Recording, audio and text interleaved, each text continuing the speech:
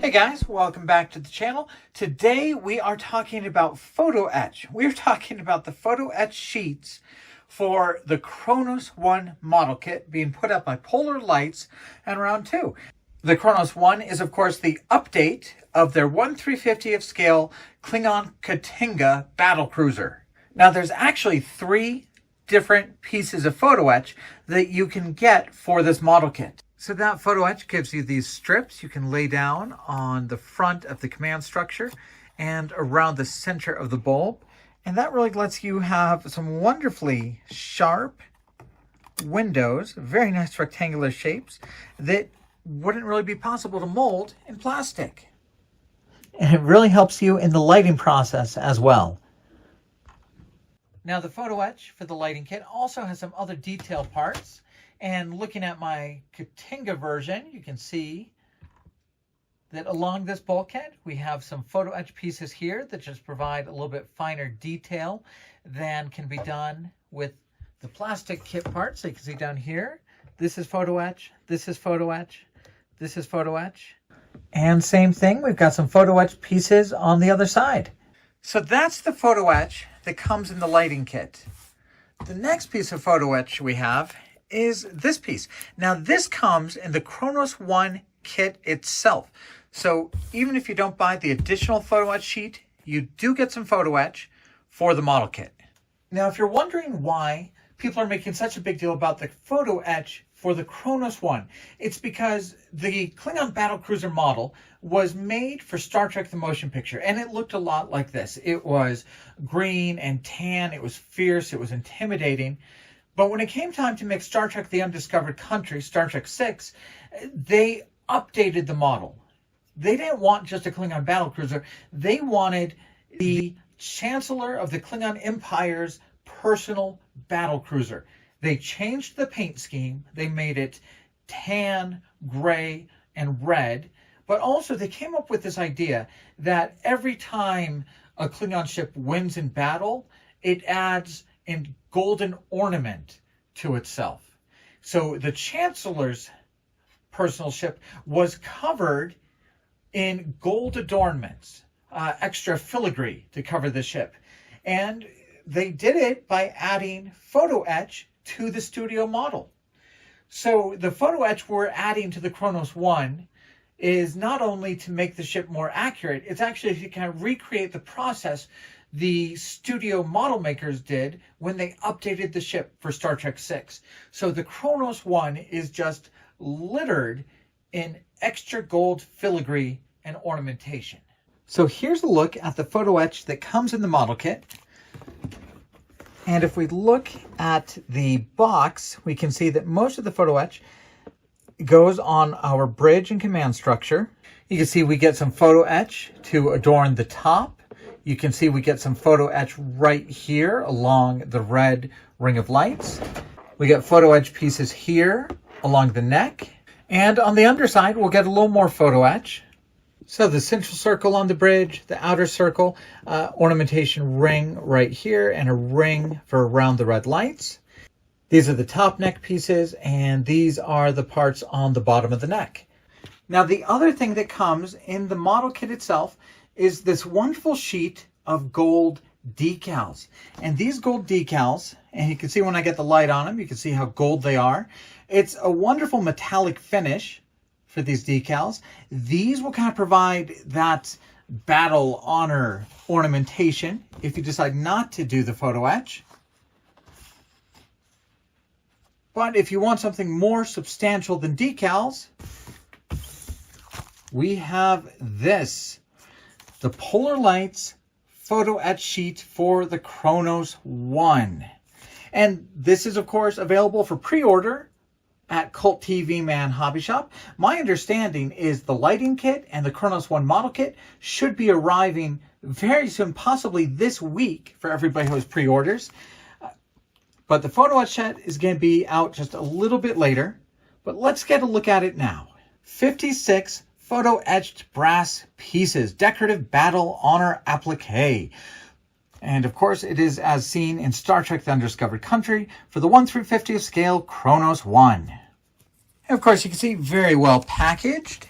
A lot of kind of thick board here to keep it from getting bent.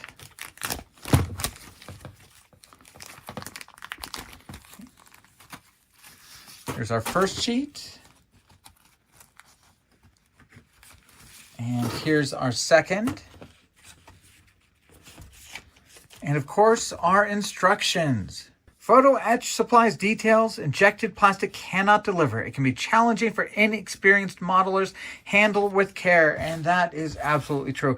This is really something that increases the difficulty and accuracy of the Kronos One model kit, and frankly, I'm a little intimidated by it. I don't do that much photo etch. This is definitely a more advanced modeling product, and hopefully you can get a look at all the little detail parts here, how fine they are, and get an idea of how good they might look on the model kit. Now, my first initial observation is it looks like we get some duplicate parts. So these neck pieces here that we saw in the model kit, looks like those are duplicated right here. These bottom neck pieces look like they are duplicated here. And then for my bridge parts, it looks like this ring is duplicated here.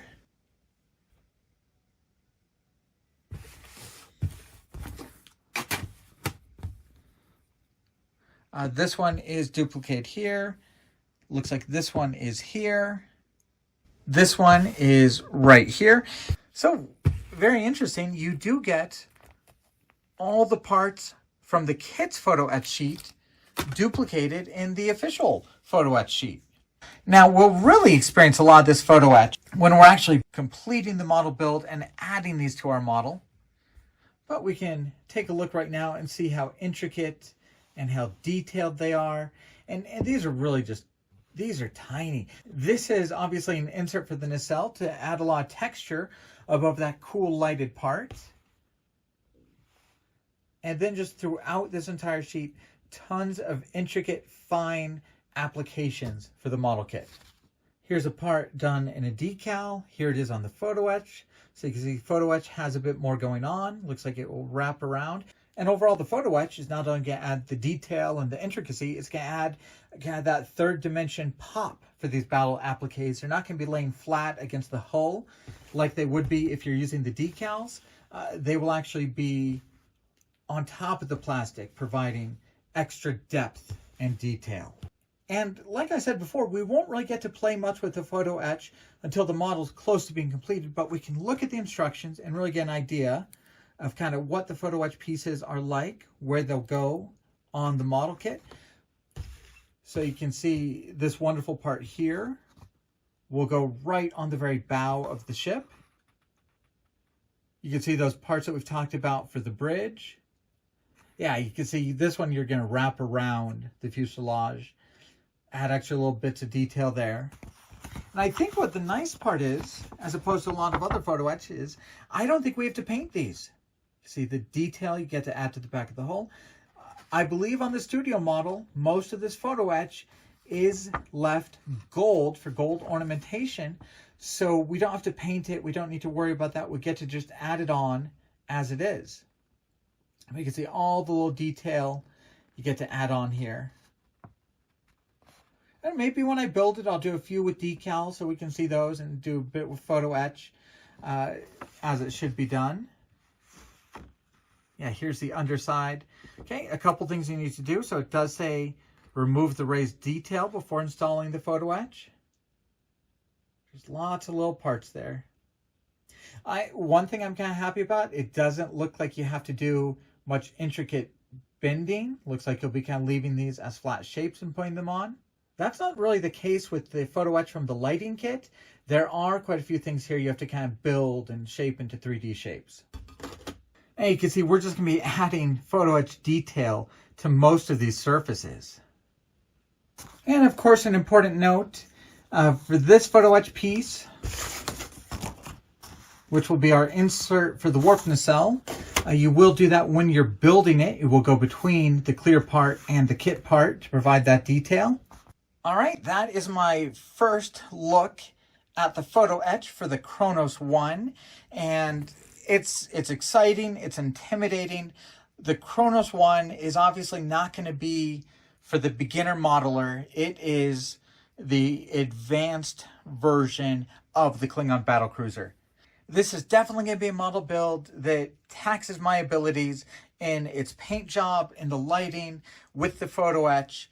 I'm excited because so many models I tear through in a week or so. This is one that's going to be a bit more, and definitely going to use some skills I haven't practiced to make it look right. Try and hit me up with any questions in the comments or on Facebook about the photo etch. I'll see what I can answer for you, but hopefully this kind of lets you guys kind of see what is part of the model kit itself, what's in the photo etch separately, what's in the lighting kit, and of course the decals if you decide not to go with the photo etch. But the Kronos One definitely becoming one of kind of the most exciting model builds for 2023. As always, thank you to Polar Lights and Round 2 for letting me share these review copies with you guys. Thank you to Cult TV Man for sponsoring alltrek.com forums. And of course, thank you to everybody for following the channel. And we'll be back with quite a few videos about the Kronos One as the build continues.